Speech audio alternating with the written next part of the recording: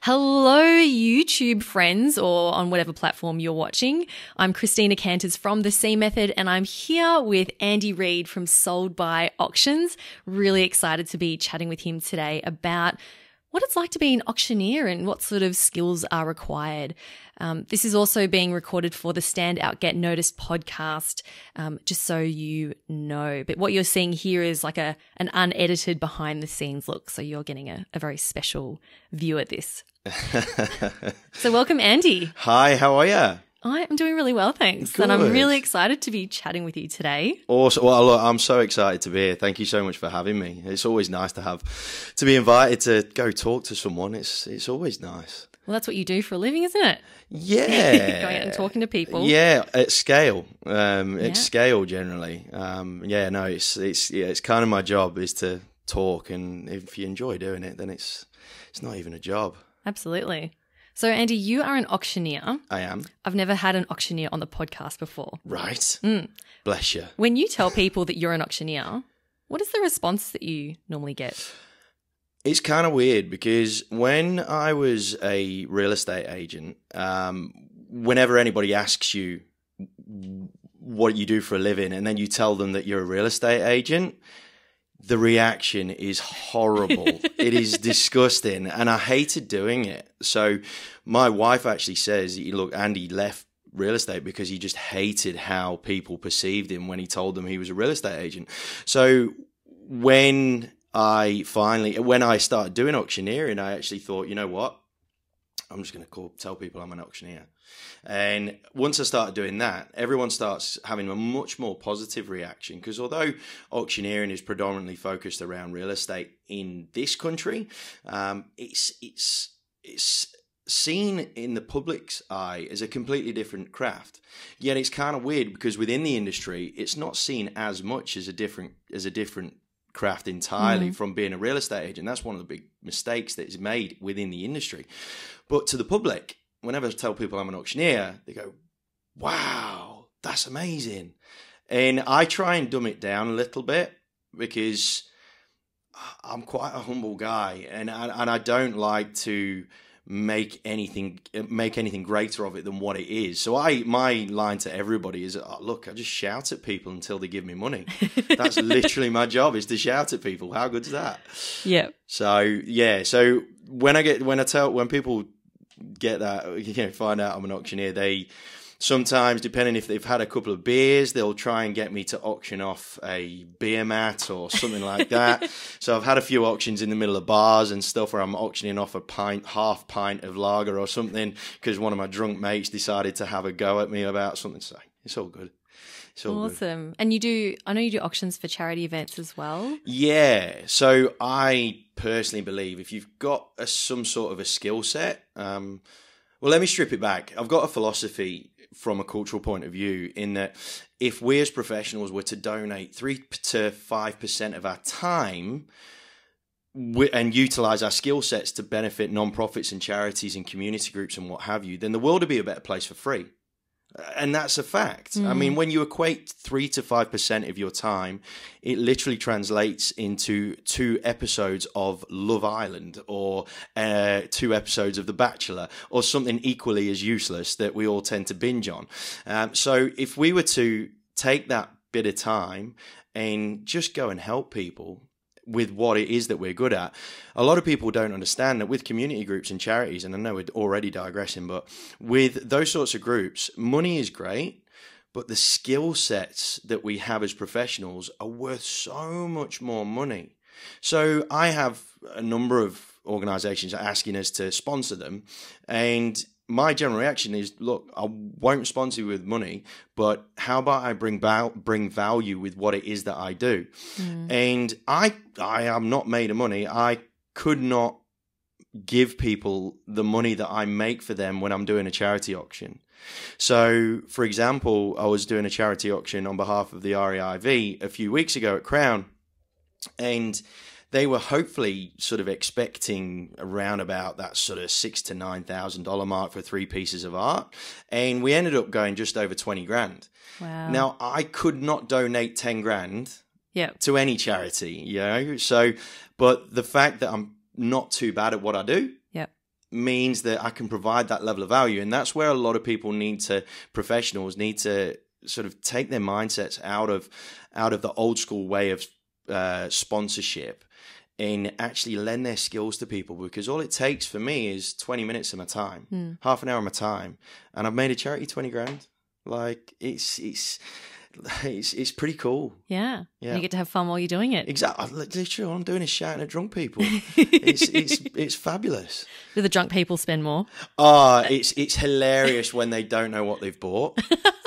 There was one charity auction I'll never forget. It was a charity auction for a children's cancer charity, the Nick Timms Foundation, and there was a guy tattered up to the nines, couldn't look more manly if he tried, and he didn't realise, he thought he was bidding on a golf club.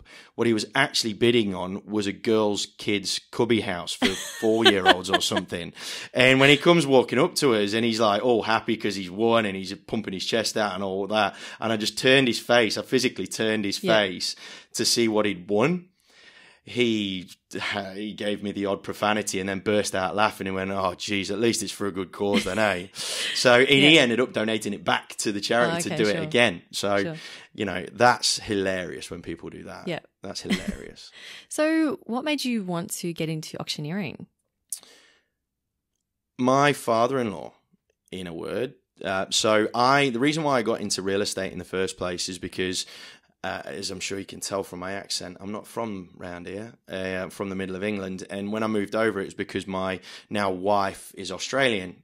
Her father was a franchisee of a real estate franchise in the outer southeastern suburbs. And my interview was a dinner conversation where he turned around to me and said, "Andy, I think you'd be good at real estate," in 2010. So I said, "Okay, fine. If I'll do it. But if I'm rubbish, bin me and I won't think any less of you." And then in 2012, I came back from a holiday and I was still jet lagged. And I think that's why he dumped it on me, to be honest, because he knew I wasn't completely with it. And he said, like the drunk guy at the auction. No, a little bit. And he said to me down the corridor, he goes, "Reedy, I've booked you an auction." And I thought he was talking about me running the campaign, taking buyers through, so on and so forth. And he's looking at me gone out. And he goes, "You don't get it, do you?" And I went, "Well, clearly not. Why? What are you going on about?" And he said, "You're calling the auction, Reedy." And I went, "Oh, yeah, words of 4 letters and 1 syllable." And so I had 2 weeks' notice. My training ground was the paddock next to the Cranbourne Racecourse, because out there no one can hear you scream. And after 2 weeks of just giving it a crack, because I was always into public speaking and representing people and things like that. Back in the day, hide my light under a bushel, I've acted at the Edinburgh Fringe Festival, and I've been on stage and stuff like that. So you're a thespian? God no, God no. I think it's probably just because I've always been loud. Like people can always hear where I am. They don't need to see me to be able to know where I am most of the time, and from that I just grew just a comfort in front of people. I think it came from my mum. So my mum worked in the police force, and for a long time when I was younger, she used to represent charity organisations in her spare time and represent the police force to schools and schools liaison officers and things like that. So from a very, very young age, I was used to watching her do public speaking, right, and bringing value through what it is that she was saying to people. And I guess that sort of set the tone for me, to be honest. And then when my father-in-law dumped me in that. What was your immediate thought process leading up to that auction? And it's kind of been concurrent through the rest of my career since that first one, that the last person I thought about was myself. Now, a lot of auctioneers, and I say a lot of auctioneers, that's probably a bit harsh, but a lot of the perception around auctioneers is that they do it for ego. And so for a lot of people, they do. I mean, I came from a vendor meeting just before we started this, and he was saying that he went and bought at auction. But during the auction, one thing that the auctioneer said was trying to get people to sort of comment on how good he looked in his suit. Oh. And that's a bit rubbish. Yeah. But for me, the only thing I was more nervous about the outcome for the vendors, and making sure that I did the right thing by them and the right thing by the buyers, and that legislation was adhered to and stuff. And the last person that I was worried about was myself. I don't care whether people laugh at me, whatever the case may be, as long as I do the right thing by the people that are entrusting us with their biggest asset. It's a pretty big responsibility. So if you're thinking about yourself still, that's not ideal. You really don't have the right focus. And it's something that, for me now, I can see it's very obvious which auctioneers of the right mindset, thinking about the vendors, and which ones are out there because, it's either what they have to do or they're the director of the firm. They don't really have any passion for auctioneering, but they're representing their firm and they're trying to, big up their firm, which is, part of business, I guess. But the auctioneering in itself, like I said, I literally see myself as the least important person, even though I'm the focal point. So it's the same when I'm doing anything. When I'm representing, if I'm doing an MC gig, and you'll resonate with this for sure. When I'm an MC at a charity event or a school function or whatever the case may be, I'm there to represent that organisation. I'm not there to represent myself. I'm not. I never am. And the ethos sort of flows through all my businesses now. So, all my businesses, like I'm a flog, Reid.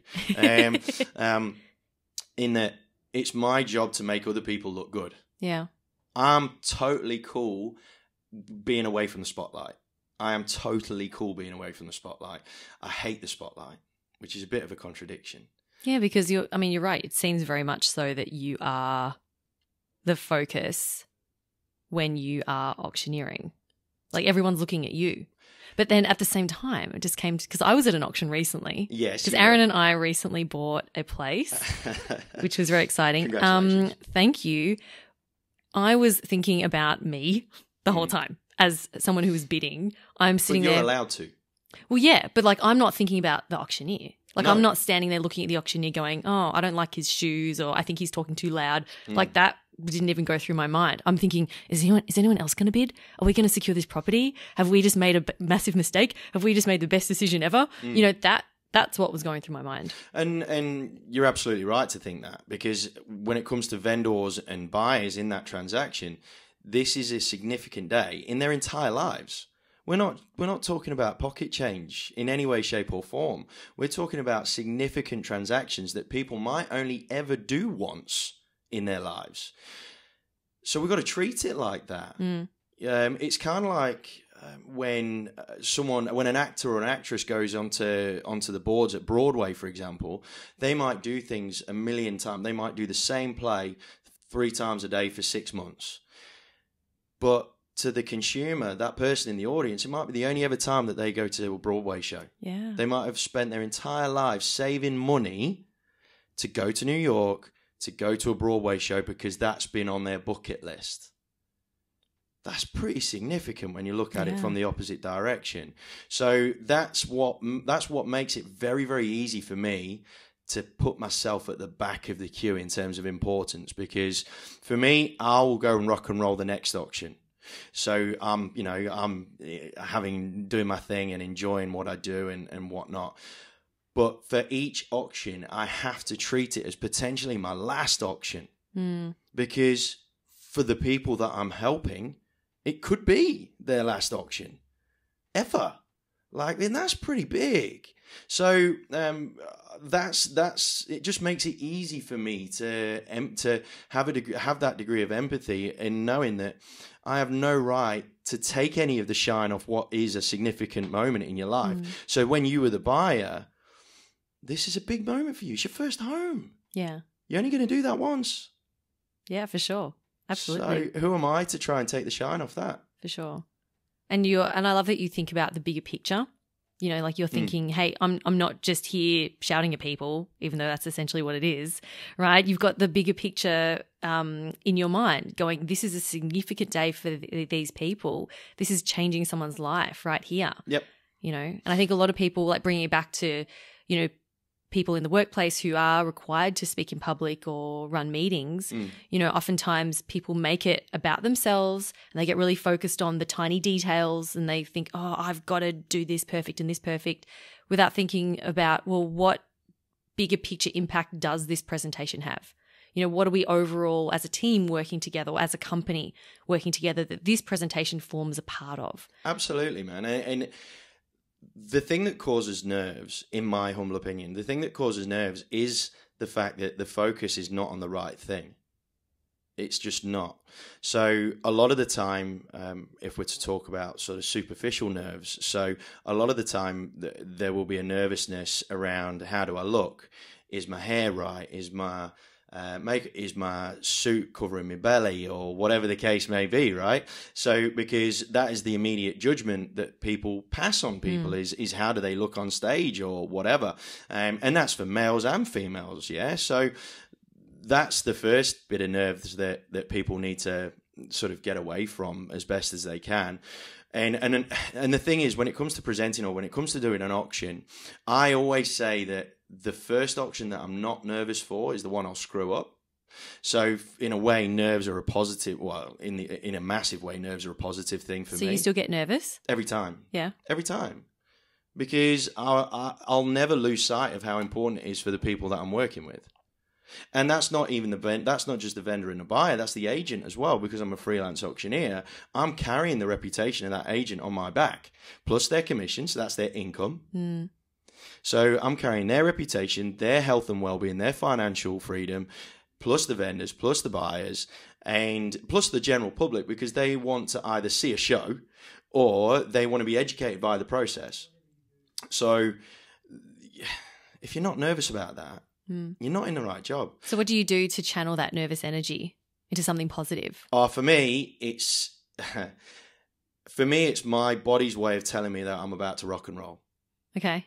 Like, that's my thing. Like, I always, whenever I don't know why I started it, it now has percolated through to me leaving the house, where my daughter, who's 5, says, "Right, Daddy, let's rock and roll." Oh, because that's awesome. Us leaving the house, going away to go do something, even if it's to just go to the shops. So do you are you like headbanging as you leave the house? Nah, it's just my way of sort of zoning in. Because I know you do videos. I've seen videos of you in your car headbanging and rocking out. Is that part of your leader? It's something that, yeah. So when I'm getting myself ready for an auction, or generally that's for the first auction, I need to get my mind and my body focused. So those nerves are my body's way of telling me that I'm zoning in. Okay, that I'm becoming laser focused. Because the cool thing is, and this came from when I was younger, my old rugby coach, when I was 17, I was going through a bit of a tough time. Dad had cancer at the time, and I was really struggling with it. And my rugby coach, Tony Rolt, who to this day will remain one of the most influential figures in my life, he took me to one side and said, "Reedy, I know you're struggling, and I can't fix that for you. But what I can say is, for the next 80 minutes, when you walk over that white line, you can't do anything to affect anything else that's going on in your life. You can't help your dad. You can't help your studies. All you can do is play rugby. So that's all you need to worry about, just for those 80 minutes. And I've transposed that into almost anything else that I do. So when I do an auction, nothing else matters. For that 20 minutes or 25 minutes or however long it takes, literally nothing else matters. And for me, I kind of feel like as an auctioneer, you need that focus because of the significance of the transaction. And the nerves mean to me that I am about to just get into that mode where everything's just going to, like I say, it's just going to go rock and roll. Yeah. And I even say it as I was doing it by accident until an agent said to me, "Andy, let's go rock and roll." And I'm like, okay, that sounded really weird, but let's do it. Because I didn't realize that was a subconscious thing for me. But as soon as I cross that threshold, nothing else matters. And I know, so for example, if I'm driving up towards a property and I can't feel those butterflies in my tummy, it means I need to focus more. It means that I'm not entirely mind on the job, and I need to zone in very but as soon as I realize that self-awareness of understanding where my body's at with that, it makes it very easy to then fire into gear. That's for me probably one of the biggest things is self-awareness. It's different from being self-conscious, but self-awareness is your own emotions and how they're cycling through you, and then being aware of that so you can then act accordingly. So when I know that adrenaline's kicking into gear, I take it. You'll see me on pretty much any auction video now. You'll see me take a deep breath, have a big smile on my face, and then go, and that's it. And that's when I'm trying to coach other auctioneers. The first thing I say to them, guys, before you go, deep breath and smile.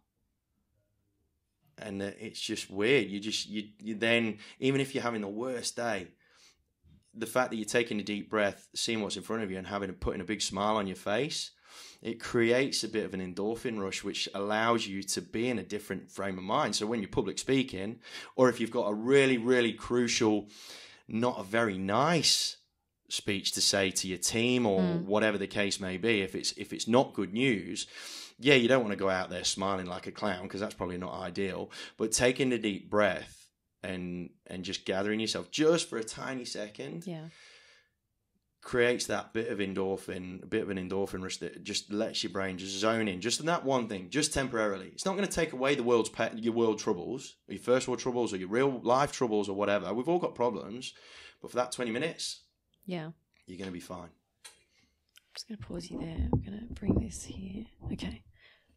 I know we caught up the other week, and you were telling me how you're really good at reading people. Yeah. No pun intended, Andy. Reid. Which is something that you use when you're auctioning. Yep. Can you tell me, what do you look for, and how does that affect your ability to be a great auctioneer? I think the general rule of thumb is, I think it's 93% of your communication is done through everything except what is said. Right? So, and this is where I found it fascinating, your ability to translate a lot of that communication through a podcast. And I found that incredibly fascinating, that you've only got that one sense of sound. So to be able to put across emotions and all that sort of stuff, it takes a serious effort. So for when I'm out there in the crowd, generally speaking, and I'm not, at the end of the day, buyers, vendors, agents, they're entitled to keep things close to their chest. They're entitled to lie to me and what have you. Of course, at the end of the day, anyone that does anything, they're only doing it because they feel it's the right thing to do for themselves. I'm not going to begrudge that in any way. Everyone's going, what's in it for me? 100%. What's in it for me? If I'm a buyer, I'm not just going to stand there and tell the auctioneer, okay, well, my budget's 1.5 million. Yeah. As if I'm going to say that. I'm going to say I'm out at 1.3. Yeah. And they're entitled to do that. That's part of the game, shall we say? All right. Although I say that loosely because of the seriousness of the transaction. Reading people is something that, again, I got brought up with because, I mean, my mum and my dad were both in the police force. So they had to, their job was to read what was actually going on, not what was being said. That was their job. Does that mean you got away with nothing as a child? Absolutely nothing. Literally. It wasn't me. It was the cat. There was no chance. No chance whatsoever of me getting away with anything. That's what I mean. Look, and I'm grateful because now I'm just a crap liar. I'm such a bad liar, and my wife loves it because she can read me so easily. I'm the easiest person to read in the world. But when it comes to me doing an auction, not the capability to be able to feel through body language and without trying to be too airy-fairy, trying to feel people's auras as well is really important, both as a collective and from an individual point of view. I need to feel an energy that's coming from a crowd or from a buying population. If they're excited, I can feel it. I can feel that tension building, and I know something's about to pop.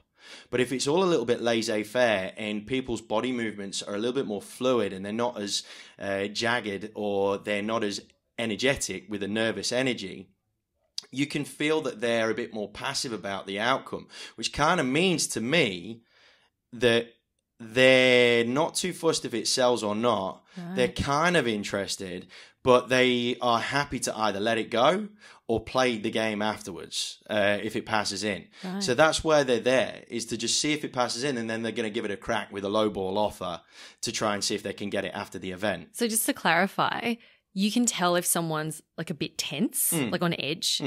And what does that look like? So being fidgety is one big thing. Okay. So being fidgety, clinging, one thing that I try and get auctioneers to stop doing is clinging hold of a brochure. And you can almost feel like they're trying to play it really, really cool. And then I look literally a foot and a half down, and I can see their white knuckles grasping a brochure like they're clinging onto it for dear life. So things like that are easy giveaways. Generally speaking, a lot of people, when they're in that sort of environment, if they are nervous about things, it can exacerbate any reaction that they have. It can amplify it. So, for example, I was at one in Noble Park, and it was coming down to the last two bidders, and it was young couple versus older, a little bit more sort of rough around the edges investor who had an agent that was helping them buy as well. So the agent was playing it very, very cool, in a nice way. So I'll give her credit where it's due. She wasn't being facetious or anything like that for the sake of it. But the younger couple, I could tell that they were incredibly nervous because every decision took a little bit longer. And then when a couple just looks at each other and says nothing, it says that they are reaching their limit, but they don't want to stop. And the nervousness that comes from that, because they're both looking at each other saying, can you make a decision for me, please? And that in itself was a bit of a giveaway for me. Now, with that young couple, when we got past what must have been their original end game, the nervousness just dissipated completely and it turned into dejection. But it was so obvious because their energy with how they were going about communicating with each other, they were leaning on each other like they were exhausted. It was just obvious that they just felt that they'd lost. So I then do things like create positive distractions and things like that so that we can try and give them that confidence to give it one last crack and what. Oh, really? So what would you say in that situation? Well, that specific scenario, I had a little girl. I think she was about 7 years old or something, called Tiffany, that was stood just to the right of me for pretty much the entire auction. And I can't even remember what I said. Oh, I think I said an Al Pacino line or something, right? You got to fight for every inch, that Any Given Sunday thing. And I just looked down as I said it, and I saw Tiffany, and I went, isn't that right? And she nodded, and she played with me, and I went, what's your name? Tiffany. Hi, nice to meet you. Hold on a second, hold this for a second. And I gave her my gavel. Okay. And then I went to go check in with the buyer, and I could still feel their energy wasn't right. So I then said, what's your name again? Tiffany. Hey, I'm Andy. Nice to meet you. And then I went back to see them. Still nothing happening. So I went back and said, right, you're my helper now, all right? Don't you go anywhere with that gavel. I need you. And then I introduced everybody to Tiffany. Here's my assistant, Tiffany, and all that sort of stuff. And it created a level of engagement that was acceptable, not just for the underbidders, because they can understandably get frustrated if I'm dragging things out, but for the onlookers as well and them, I'm just creating a level of engagement via that interaction that creates a positive distraction that allows the underbidders or the people that are struggling to get back into the game. So it allows them a bit of time to talk and relax a little bit. And just gather their thoughts, So, and I've done it when I've been MC at stuff. When you have that, if you're trying to do a presentation, you have like a bit of an awkward silence. If you can create a solid eye contact with someone, it means that they're possibly going to be happy to interact with you further if that engagement from an eye contact point of view is there. So like I said, with that little girl, Tiffany, she gave me a bit of an eye contact, gave me a smile and gave me a big nod. And she agreed with me. She didn't know what she was agreeing with, obviously, but she agreed with me anyway. So then I thought, right, well, she's cool. She's on. Yeah. And then we had a bit of a play. Yeah. And it was cool for the parents. Parents got involved. She slammed the hammer down on the paperwork and it was all really, really cool. Wait, question, did the young couple jump back in? They bought it. They bought it. So it worked. So they came back in and were in. the highest bidders. Yeah. And not, I mean, look, job. I think the numbers were, I think we were hovering in the very, very late sevens. And generally speaking, when it comes to like from an auction point of view, when you get to a significant point, like when you go to the next $100,000, so you go $700 to $800,000 or $900,000 to $1 million or whatever, there's generally a quite a nervous point there because no one wants to be the person that cracks it over that significant point. And it was getting towards that late seven mark, and it was like 791 or something like that, and because of that positive distraction, they came in with another 1,000, and the ball started rolling again ever so slowly, and I think it ended up selling for 822. Wow. Okay. So it's sometimes you've got to know when to take the pressure off and to put it back on. And like that, a lot of that, like I said, it comes down to a self-awareness as well. It's really important to be aware of what the pressure that you're trying to impose on people, the messages that you're trying to get across, and then when to turn the pressure valve on and off. It's really important, particularly in an auction scenario, but in any sort of public speaking. If you want to hammer a key point home, that's where you've got to almost have a bit of a crescendo in attention. And that's the same with an auctioneer. We need to create crescendos of attention, and that's a line. I think that's a phrase I've just come up with. It's really cool. We're going to tweet that one later. Hashtag sure. Crescendo of attention. Crescendo of attention. Wow, geez, I impressed myself there. So if you can understand and be aware of when you need to create those peaks, then the power that you have is way beyond any script or dialogue or PowerPoint presentation or anything like that. It's incredible.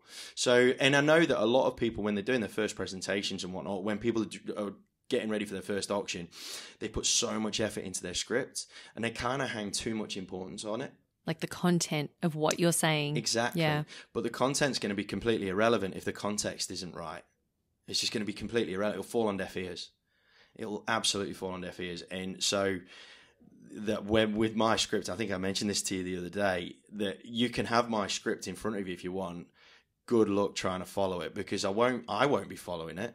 The only reason why I do a script in terms of preparation, going back to a preparation point, I'll only write a script out so that I can learn the property. It helps me to learn the property, because you've got to be able to know what you're selling. There's no point going out doing a speech or doing a TEDx talk on something that you don't know about properly. You've got to know what you're selling. You can't sell what you don't know. So you don't want to accidentally be telling people that there's 3 bedrooms when there's actually 2. You know what I mean? I've seen that happen way too often, man. Really? Way too often. And the other thing is the technicality. You got to know your contract, because there's significant legal ramifications if you get that wrong. So where easements are, what the zoning is, if people are looking at it from a development point of view, all that sort of technical stuff. Yeah. Very, very important. But again, you can translate that into anything. You've got to know your stuff. Yeah. So there's no point trying to learn a script, because you're not learning the stuff, you're learning the script. Yeah. So you got to know your stuff, know the absolute critical facts and data that you need to share, but then also be open to having some fun with it and having a play with it, and you don't have to worry about the order in which you share it. 110%. 110%. A lot of nerves are created by it's unnecessary anxiety. That's what I refer to it as. And this is what I talk about with vendors before we go to auction.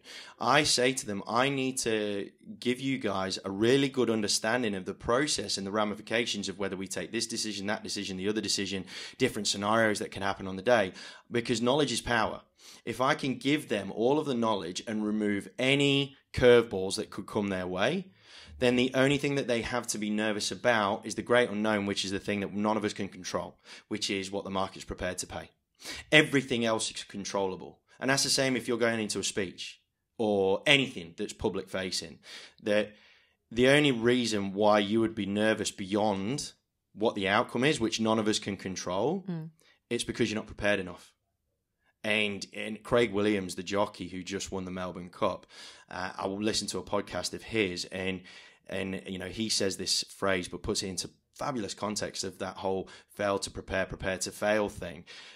That's the only reason why you're going to be nervous beyond what the outcome is, and that's on you. There's no other person to blame.